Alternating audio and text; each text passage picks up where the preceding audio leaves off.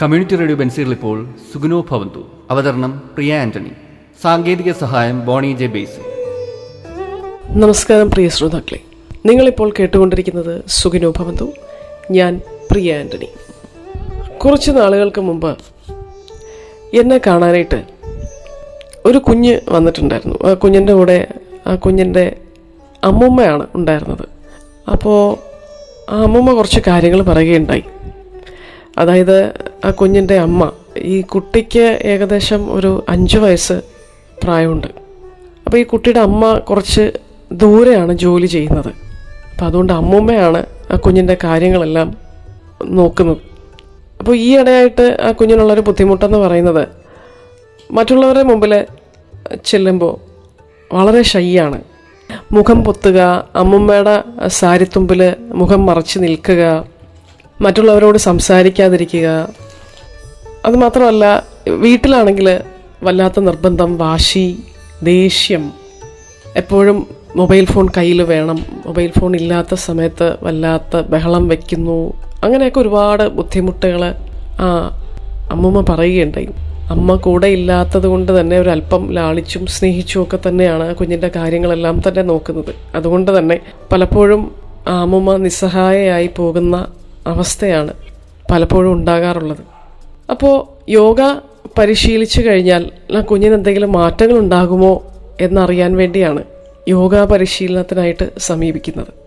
ഇന്നൊരു പക്ഷേ എന്നെ കേട്ടുകൊണ്ടിരിക്കുന്ന ഒട്ടുമിക്ക അമ്മമാർക്കും അല്ലെങ്കിൽ മാതാപിതാക്കൾക്കും ഏറെക്കുറെയുള്ള ആശങ്ക കുഞ്ഞുങ്ങളുടെ ഇത്തരം സ്വഭാവങ്ങളാണ്.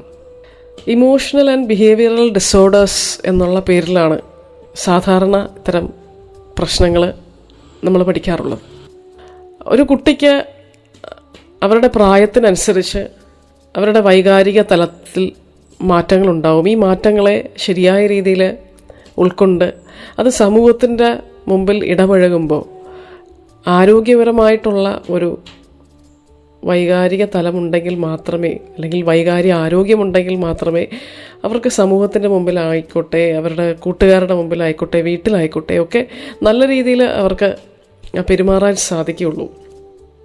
ഈ ഒരു മാനസികാവസ്ഥ, ഈ ഒരു വൈകാരിക തലത്തിൽ അവരുടെ മാനസിക തലത്തിലുള്ള ഏറ്റക്കുറച്ചിലുകൾ അവർക്ക് കൈകാര്യം ചെയ്യാൻ ബുദ്ധിമുട്ട് വരുന്ന അവസ്ഥ നമ്മൾ കുറേ കൂടെ കാര്യമായിട്ട് എടുക്കേണ്ടതുണ്ട്. അങ്ങനെ ഒരു ബുദ്ധിമുട്ട് അനുഭവിക്കുന്ന ഒരു കുട്ടിയാണെങ്കിൽ തീർച്ചയായിട്ടും അവർക്ക് അതിനൊരു സപ്പോർട്ട് സിസ്റ്റം കൊടുക്കണം.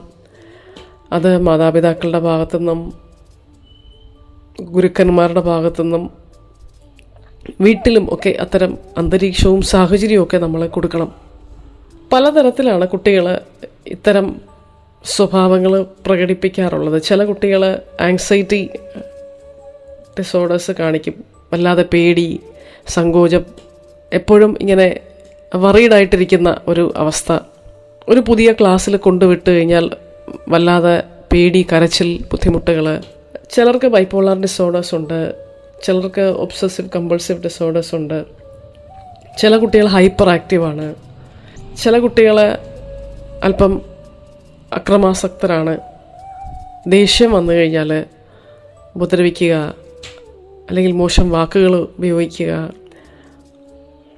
പറയുന്ന കാര്യങ്ങൾ അനുസരിക്കാതിരിക്കുക, അങ്ങനെ പല പല പല പല ബുദ്ധിമുട്ടുകൾ കുട്ടികൾക്കുണ്ടാകാറുണ്ട്. ഇത് അവരുടെ ജീവിതത്തിൻ്റെ പല മേഖലയും ബാധിക്കും. അവരുടെ പഠനത്തെ ബാധിക്കും, അവരുടെ സഹപാഠികളുമായിട്ടുള്ള ഇടപെടലിനെ ബാധിക്കും, അവരുടെ ഓർമ്മശക്തിയെ ബാധിക്കും, അവരുടെ സ്വഭാവ രൂപീകരണത്തെ ബാധിക്കും. അങ്ങനെ ഒരുപാട് മേഖലകളിൽ ഇതിൻ്റെ ഒരു പ്രതിഫലനം ഉണ്ടാകും.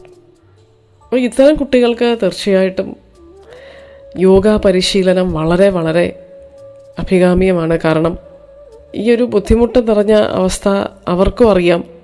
മാറണമെന്ന് പല കുഞ്ഞുങ്ങൾക്കും ഉള്ളിൻ്റെ ഉള്ളിൽ താല്പര്യമുണ്ട്, ആഗ്രഹം തോന്നാറുണ്ട്. പക്ഷേ അതെങ്ങനെ എന്നുള്ള ചോദ്യം ഒരുപക്ഷെ മാതാപിതാക്കൾക്കും പൂർണ്ണമായും അറിയില്ല, അല്ലെങ്കിൽ കുഞ്ഞുങ്ങൾക്ക് അതിനെക്കുറിച്ച് തീരെ ഐഡിയ ഉണ്ടാവില്ല.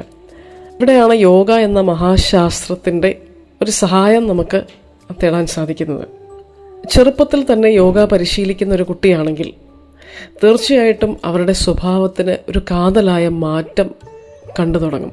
ഇപ്പോൾ പഠനത്തിൻ്റെ കാര്യം പറയുകയാണെങ്കിൽ പ്രഭാതത്തിൽ യോഗ പരിശീലിച്ച് ദിവസം ആരംഭിക്കുന്ന ഒരു കുഞ്ഞിൻ്റെ അന്നത്തെ ദിവസം മുഴുവനും വളരെയധികം ഊർജത്തോടുകൂടെ തന്നെ ഉള്ളതായിരിക്കും. നമുക്കെല്ലാവർക്കും അറിയാം, എല്ലാ കുട്ടികൾക്കും ഊർജ്ജസ്വലത തന്നെയാണ്. പക്ഷേ എന്നാൽ പോലും പ്രകൃതിയോട് ചേർന്ന് ഇണങ്ങിയ ഒരു ജീവിതത്തിൽ നിന്നുകൊണ്ടുള്ള ഊർജമായിരിക്കും അവർക്ക് ഉണ്ടാകുന്നത്. പഠനത്തിൽ കൂടുതൽ മികവുള്ളവരാകാം. അതുമാത്രമല്ല, അവരുടെ ഓർമ്മശക്തി, അവരുടെ ഫോക്കസ്, ഇതെല്ലാം ദിവസേന വർദ്ധിക്കുന്നതായിട്ട് നമുക്ക് ഫീൽ ചെയ്യാൻ സാധിക്കും. അതിന് യോഗയിൽ ശരിയായ രീതിയിൽ ചിട്ടപ്പെടുത്തിയ യോഗാസന മുറകൾ, പ്രാണായാമങ്ങൾ, സെൽഫ് അവെയർനെസ്, ഗൈഡഡ് മെഡിറ്റേഷൻസ്, ഇതെല്ലാം നമ്മൾ കൊടുക്കാറുണ്ട്. യോഗ ചെയ്യുമ്പോൾ 5 തലങ്ങളിലാണ് ഒരു കുട്ടിക്ക് മാറ്റം ഉണ്ടാകുന്നത്. അത് ഒന്നാമത്തെ തലമെന്ന് പറയുന്നത് അവരുടെ എനർജിയുടെ ലെവലിലാണ്. നമുക്കറിയാം, ഈ ഊർജം എന്ന് പറയുന്നത് എല്ലാ കുട്ടികളിലും ഉള്ളത് തന്നെയാണ്. ഒരുപക്ഷെ മുതിർന്നവരെക്കാളും ഊർജ്ജസ്വലരായിട്ടാണ് കുഞ്ഞുങ്ങൾ ഓടിയും ചാടിയും ഒക്കെ നടക്കുന്നത്. പക്ഷേ എന്നാൽ ഈ ഊർജം ശരിയായ രീതിയിൽ ഉപയോഗിക്കപ്പെടണം. അപ്പോൾ അതുകൊണ്ടാണ് കുട്ടികളുടെ കാര്യം എടുത്തു പറയുകയാണെങ്കിൽ മുതിർന്നവരെക്കാളും കുറേ കൂടെ ഈ ശാരീരിക വഴക്കവും സ്ട്രെങ്തും ഫ്ലെക്സിബിലിറ്റിയും ഒക്കെ ഉള്ളതാണ്. അതുകൊണ്ട് തന്നെ വിഷമാസനങ്ങൾ ഉൾപ്പെടെ അവർക്ക് പരിശീലിക്കാവുന്നതേ ഉള്ളൂ. ഇത്തരം യോഗാസനങ്ങൾ ദീർഘകാല അടിസ്ഥാനത്തിൽ പരിശീലിക്കുകയാണെങ്കിൽ അവരുടെ ഊർജ്ജത്തെ ശരിയായ രീതിയിൽ അവർ വിനിയോഗിക്കും. തീർച്ചയായിട്ടും അവരുടെ ഊർജ്ജം അവരുടെ തലച്ചോറിന് ആവശ്യമുണ്ട്, അവരുടെ ദൈനംദിന കാര്യങ്ങൾക്ക് ആവശ്യമുണ്ട്, പഠനത്തിന് ആവശ്യമുണ്ട്. ഒരുപാട് തലങ്ങളിൽ ഇവർക്ക് ഈ ഊർജ്ജം ആവശ്യമുണ്ട്. അത് കറക്റ്റ് പ്രൊപ്പോർഷനിൽ അവർക്ക് എല്ലാ മേഖലയിലേക്കും ഈ ഊർജ്ജത്തെ കൊണ്ടെത്തിക്കാനുള്ള ഒരു കഴിവ് അവർ യോഗ പരിശീലനത്തിലൂടെ സ്വാംശീകരിച്ചിരിക്കും. മറ്റൊരു മേഖല എന്ന് പറയുന്നത് അവരുടെ ആങ്സൈറ്റി. പല കുട്ടികൾക്കും ഇന്ന് പണ്ടത്തേതിലും അപേക്ഷിച്ച് കുഞ്ഞുങ്ങൾക്ക് ആങ്സൈറ്റി വളരെ കൂടുതലാണ്. അവരുടെ പഠനം, മത്സര ബുദ്ധിയോടുകൂടെയുള്ളൊരു പഠന രീതിയാണ് നമുക്കിപ്പോൾ ഉള്ളത്. ചെറിയ പ്രായം തൊട്ടേ പഠനം. അതുമാത്രമല്ല, മാതാപിതാക്കളുടെ കമ്പാരിസൺസ്, മറ്റു കുട്ടികളെ വെച്ചുള്ള താരതമ്യം, ഇതെല്ലാം കുട്ടിക്കൊരു സ്ട്രെസ് ഉണ്ടാകാറുണ്ട്, ഒരു ആങ്സൈറ്റി ഉണ്ടാകാറുണ്ട്. പരീക്ഷ അടുക്കുമ്പോൾ ഉള്ള ആങ്സൈറ്റി. പൊതുവെ ടെൻഷനുള്ള മാതാപിതാക്കളുടെ കുഞ്ഞുങ്ങളാണെങ്കിൽ അത് ഒരു കാരണമാകാറുണ്ട്. അങ്ങനെ ഈ ഒരു ആങ്സൈറ്റി ഉള്ള കുട്ടികളാണെങ്കിൽ തീർച്ചയായിട്ടും യോഗ പരിശീലനം അവർക്ക് വളരെയധികം മനസ്സിന് സ്വസ്ഥതയും ശാന്തതയും ഒക്കെ തരും. പ്രത്യേകിച്ച് പ്രാണായാമം ഒക്കെ പരിശീലിച്ച് തുടങ്ങുമ്പോൾ മുതൽ കുറേ കൂടെ ലൈഫിലെ കൊച്ചു കൊച്ചു കാര്യങ്ങൾ തന്നെയാണെങ്കിലും അവർക്ക് കുറേ കൂടെ ആരോഗ്യപരമായിട്ട് അതിനെ കൈകാര്യം ചെയ്യാനും വൈകാരിക തലത്തിൽ അതിലെ ഏറ്റക്കുറച്ചിലുകളൊക്കെ ഒന്ന് നിയന്ത്രിക്കാനും ഒക്കെ ഉള്ള ഒരു മനഃശക്തി പതുക്കെ പതുക്കെ അവർ കൈമുതലാക്കും. പെട്ടെന്ന് ദേഷ്യപ്പെടുക, പെട്ടെന്ന് സങ്കടം വരിക, ഇങ്ങനെയുള്ള എക്സ്ട്രീമായിട്ടുള്ള സ്വഭാവ വൈകൃതങ്ങളിലൊക്കെ ഒരു വലിയ മാറ്റം ഉണ്ടാവും. കുറേ കൂടെ ശാന്തതയും സ്വസ്ഥതയും അവർ ഉള്ളിൽ തന്നെ അനുഭവിച്ചു തുടങ്ങും. അതുവഴി ആങ്സൈറ്റി മാറുകയും അവർക്ക് കുറേ കൂടെ ലൈഫിൽ സന്തോഷം ഫീൽ ചെയ്യാൻ സാധിക്കുകയും ചെയ്യും. മറ്റൊരു പ്രധാന മേഖല എന്ന് പറയുന്നത് അവരുടെ ശ്രദ്ധയുടെ മേഖലയാണ്. തീർച്ചയായിട്ടും നമുക്കറിയാം, എല്ലാ കുട്ടികൾക്കും ശ്രദ്ധ വളരെ ആവശ്യമാണ്. കാരണം അവരുടെ പഠനമാണ് അവർക്ക് ഏറ്റവും മുഖ്യമായിട്ട് അവരുടെ ജീവിതത്തിലുള്ള കാര്യം ആ സമയത്ത്. അപ്പോൾ ആ പഠനത്തിന് ആവശ്യമുള്ള എല്ലാം അവരുടെ കയ്യിലുണ്ടാകണം. അവരുടെ ശ്രദ്ധ, അവരുടെ ഓർമ്മശക്തി, അവരുടെ ആരോഗ്യം, ഇതെല്ലാം മെച്ചപ്പെടുത്തി മുന്നോട്ട് കൊണ്ടുപോയാൽ മാത്രമേ പഠന മേഖല നമുക്ക് നന്നായിട്ട് കൊണ്ടുപോകാൻ പറ്റൂ. അപ്പോൾ സ്ഥിരമായിട്ട് യോഗ ചെയ്യുന്ന ഒരു കുട്ടിയാണെങ്കിൽ അവരുടെ അറ്റൻഷൻ സ്പാൻ വളരെയധികം കൂടുതലായിരിക്കും. കുറേ കൂടെ സമയമെടുത്ത് ശ്രദ്ധ കേന്ദ്രീകരിച്ച് ആ പഠനം അല്ലെങ്കിൽ ആ വിഷയം മുന്നോട്ട് കൊണ്ടുപോകാൻ സാധിക്കും. ചില കുട്ടികൾ നമ്മൾ കാണാറുണ്ട്, പഠിക്കാനിരിക്കുമ്പോൾ പല പല കാര്യങ്ങൾ ചെയ്തുകൊണ്ടിരിക്കുന്ന കാണാറുണ്ട്. ഒരു സ്ഥലത്ത് അടങ്ങിയിരുന്ന് പഠിക്കാൻ സാധിക്കുന്നില്ല എന്ന് പല കുട്ടികളും പറയാറുണ്ട്. അപ്പോൾ ഈ ഒരു അവസ്ഥയിൽ നിന്ന് വലിയൊരു മാറ്റം സംഭവിക്കും. നമുക്ക് സ്വസ്ഥമായിട്ടും ശാന്തമായിട്ടും ഇരിക്കാൻ സാധിച്ചാൽ തന്നെ അത് നമുക്ക് പഠനത്തിന് മാറ്റങ്ങളുണ്ടാക്കും. അപ്പോൾ സ്ഥിരമായിട്ട് യോഗ പരിശീലനം ചെയ്യുന്ന ഒരു കുട്ടിയാണെങ്കിൽ തീർച്ചയായിട്ടും ആ ഒരു ഏരിയയിൽ വലിയ മാറ്റങ്ങളുണ്ടാവും. മറ്റൊരു മേഖല സോഷ്യൽ സ്കിൽസാണ്. നമുക്കറിയാം, കുട്ടികൾ പെരുമാറുന്നത് പലപ്പോഴും അവർ കണ്ടും കേട്ടും വളർന്ന സാഹചര്യങ്ങളോട് പൊരുത്തപ്പെട്ടും മാതാപിതാക്കൾ പെരുമാറുന്നത് കണ്ടും അവരുടെ മനസ്സിൽ കടന്നു വരുന്ന ചിന്തകളെയൊക്കെ കൈമുതലാക്കിയാണ് പെരുമാറുന്നത്. എന്നാൽ പലപ്പോഴും സോഷ്യൽ സ്കിൽസ് ഇന്ന് കുട്ടികൾക്ക് കൈമോശം സംഭവിച്ചിട്ടുണ്ട്. കാരണം നമുക്കറിയാം, ചില കുട്ടികളൊരു സോഷ്യൽ വിഡ്രോവൽ നടത്താറുണ്ട്. അതായത് 4 പേര് കൂടുന്ന ഒരു സ്ഥലത്ത് അവർക്ക് പോകാൻ താല്പര്യമില്ല, ക്രൗഡിൽ പോകാൻ താല്പര്യമില്ല. ചില കുട്ടികൾ പറയാറുണ്ട്, എനിക്ക് ഫ്രണ്ട്സ് അധികം ഇല്ല എന്ന് തന്നെ പറയാറുണ്ട്. അപ്പോൾ ഇതൊക്കെ അവരുടെ ഒരു സോഷ്യൽ സ്കിൽസിൻ്റെ മേഖലയിൽ ശരിയായ രീതിയിലൊരു വളർച്ചയില്ലാത്തതുകൊണ്ടാണ്. തീർച്ചയായിട്ടും യോഗ പരിശീലനം ചെയ്ത് തുടങ്ങുമ്പോൾ തന്നെ നമുക്ക് കൂടുതൽ നമ്മളെ അറിയാൻ സാധിക്കും. ആ കുട്ടിക്ക് കൂടുതലായിട്ട് ആ കുട്ടിയുടെ ഇമോഷൻസ് കൈകാര്യം ചെയ്യാൻ സാധിക്കും. മറ്റു കുട്ടികളുമായിട്ട് ഇടപെടുമ്പോൾ ഏത് രീതിയിൽ ഇടപെടണമെന്ന് അവർക്കുള്ള ഒരു ജ്ഞാനം, അത് സ്വാഭാവിക തലത്തിൽ നമുക്ക് ഉണ്ടാകുന്നതാണ്. ഈ ഒരു ജ്ഞാനം മെച്ചപ്പെടുത്തി കൊണ്ടുവരണമെന്നുണ്ടെങ്കിൽ യോഗാസനങ്ങൾ നമുക്ക് അതിന് സഹായകരമാണ്. ഷഡ്കർമ്മങ്ങളുണ്ട്, ശോധനക്രിയകളുണ്ട്, പ്രാണായാമ മുറകളുണ്ട്.